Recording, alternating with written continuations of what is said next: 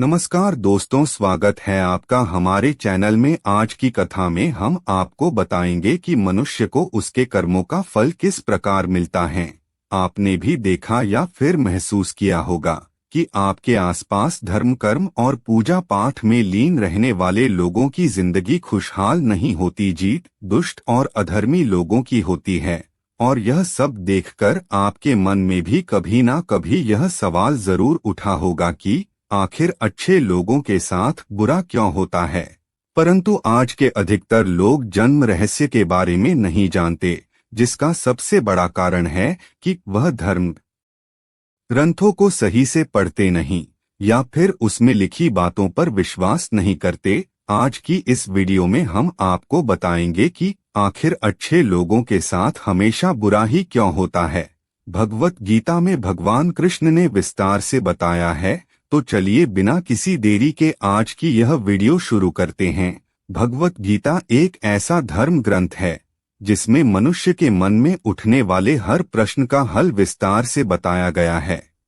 भगवत गीता में वर्णित कथा के अनुसार अर्जुन के मन में जब भी कोई दुविधा उत्पन्न होती थी, वह उसके समाधान के लिए श्री कृष्ण के पास पहुंच जाते थे। एक दिन की बात है जब अर्जुन भगवान श्री कृष्ण के पास आए और उनसे बोले, हे प्रभु, मुझे दुविधा ने घेर रखा है और इसका समाधान आप ही बता सकते हैं। तब श्री कृष्ण ने अर्जुन से कहा है, वत्स, तुम्हें कौन सी दुविधा ने घेर रखा है, पहले वह बताएं, तब मैं तुम्हें उसका हल बताऊंगा।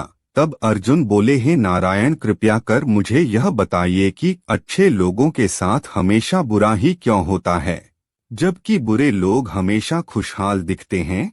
अर्जुन के मुख से ऐसी बातें सुनकर श्री कृष्ण मुस्कुराते हुए बोले, ऐसी बात नहीं है। मनुष्य जैसा दिखता है या फिर महसूस करता है, वास्तव में वैसा कुछ नहीं होता, बल्कि अज्ञानता वश में सच्चाई को समझ नहीं पाता।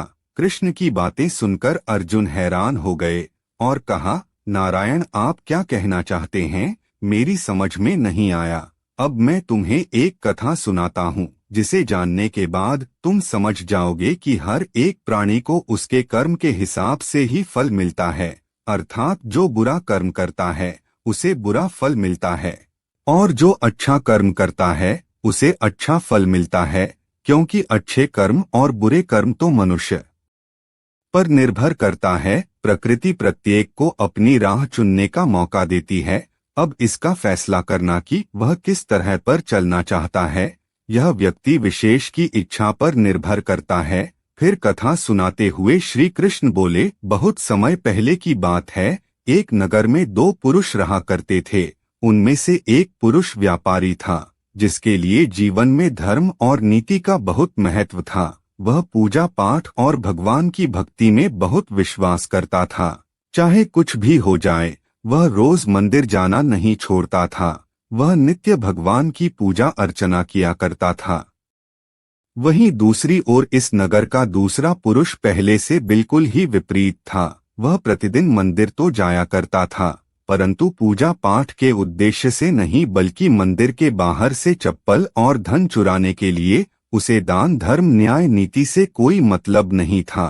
वह मंदिर जाकर वाहन चोरी किया करता था। इसी तरह समय बीतता गया और एक दिन उस नगर में तेज बारिश हो रही थी, जिसकी वजह से उस दिन नगर में मंदिर में पंडित के अलावा कोई नहीं था। यह बात जब दूसरे पुरुष को पता चली तो उसके मन में ख्याल आया, अभी सही मौका है मंदिर के धन को चुराने का।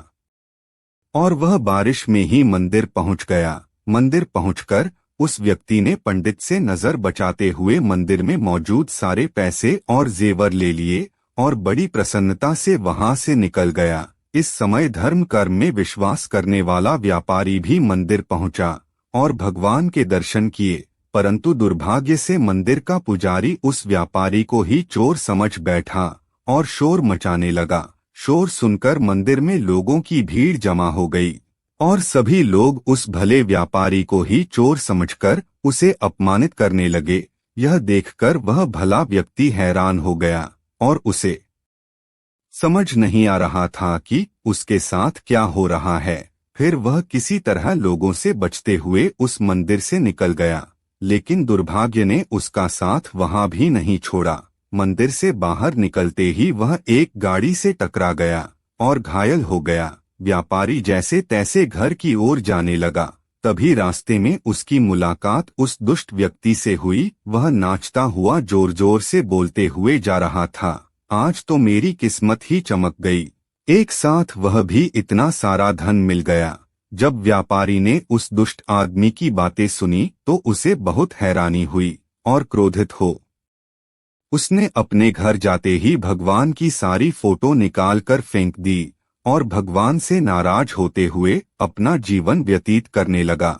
समय पश्चात दोनों ही व्यक्तियों की मृत्यु हो गई और दोनों यमराज की सभा में पहुंचे। उस व्यापारी ने अपने बगल में उस चोर व्यक्ति को खड़ा देख क्रोधित हुआ। व्यापारी ने यमराज से पूछ लिया कि मैं तो हमेशा अच्छे कर्म करता था, पूजा पाठ दान धर्म में विश्वास रखता था, जिसके बदले मुझे जीवन भर सिर्फ अपमान और दर्द ही मिला। यमराज बोले, पुत्र तुम गलत सोच रहे हो। जिस दिन तुम्हें गाड़ी से टक्कर लगी थी, वास्तव में उस दिन तुम्हारे जीवन का आखिरी दिन था, परंतु तुम्हारे अच्छे कर्मों के कारण ही तुम्हारी चोट एक छोटी सी चोट में परिवर्तित हो गई। और इस दुष्ट व्यक्ति के बारे में जानना चाहते हो तो पुत्र, दरअसल इसके भाग्य में राजयोग था, जो कि उसके दुष्कर्म और अधर्म के कारण एक छोटे से धन की पोटली में परिवर्तित हो गया।